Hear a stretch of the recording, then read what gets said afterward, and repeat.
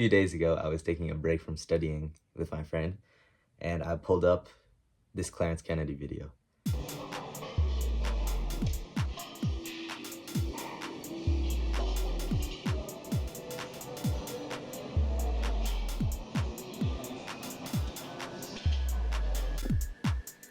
I've been watching this guy for about 2 years now. Clarence Kennedy is a weightlifter from Ireland. He started weightlifting in 2008, 2009, and the video I was watching is from 2012. So he'd already had more experience than I have right now. I really appreciate how clean he makes, how effortless he makes it look, and the aesthetic of the video is truly unmatched. She asked me why I watch lifting videos, and she kind of had the tone of like, it's primitive, it's like boring, you know, it's just a guy doing such a basic movement. Why are you watching this? I told her it was for the inspiration and for the aesthetic. This touches on a divide between sort of a physical practice and also like a mental practice. The mental practice involves abstract thinking, whereas the physical one doesn't. I couldn't disagree with this more. Beneath the surface, weightlifting is a very abstract sport, especially when it comes to self-reflection. And one example of this is how unintuitive deloading is. So in your regular loading session, you want the most amount of weight times the most amount of reps, but you don't want the weight or reps to be too high to where you could injure yourself. Deloading is the exact opposite of this. You want the least amount of reps for the least amount of weight, but not too low to where you lose your form, you lose your strength and speed. You only deload for like a week before you, I don't know, go for a PR, go for a really heavy set, or just to kind of cut down on your fatigue mid-program.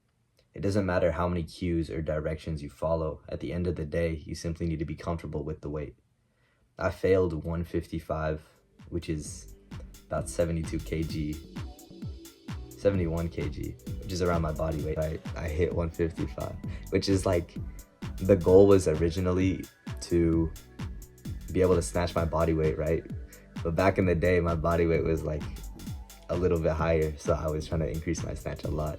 Instead, what I just did is decrease my body weight so the snatch would come quicker, which honestly I think was the right move because my mobility and form has been much better at a lower body weight. And my speed as well, and my speed.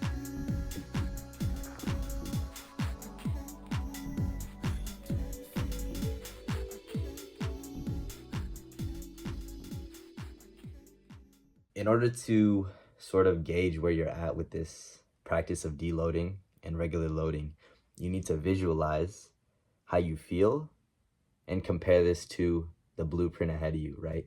There isn't some magic number or some magic time frame. This is all in your brain. This is all abstract, and it's all based on your intuition.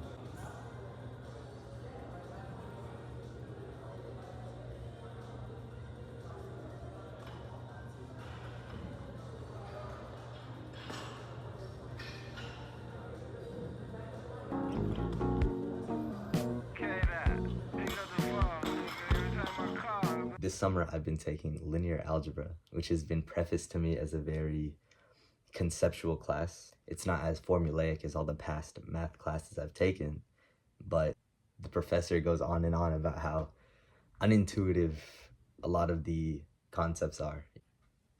We build this polarity between intuitive and abstract concepts. On one hand, you do whatever feels right, you know, your intuition, whatever you want, right?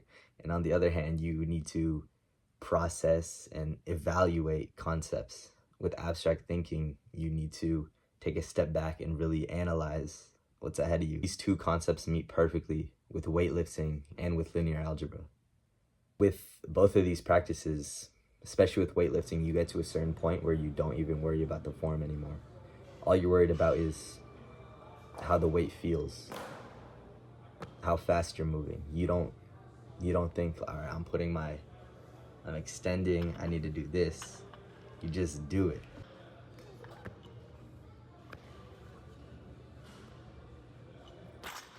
And it's the same thing with linear algebra, and honestly a lot of different math and physics classes.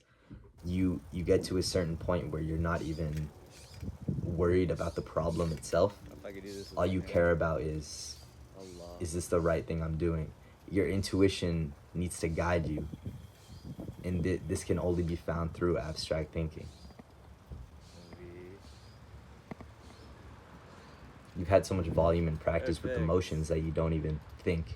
You just feel the bar moving. You just feel yourself dropping under it. You just feel the answer to the problem. So later this year, I'm taking electromagnetic physics, which I've also heard is very conceptual. You know, you're dealing with very small numbers and very invisible forces, things that you don't really realize how they act, electrons and things like that. So I will definitely be returning to this concept by the time I enter that class. Thank you for watching.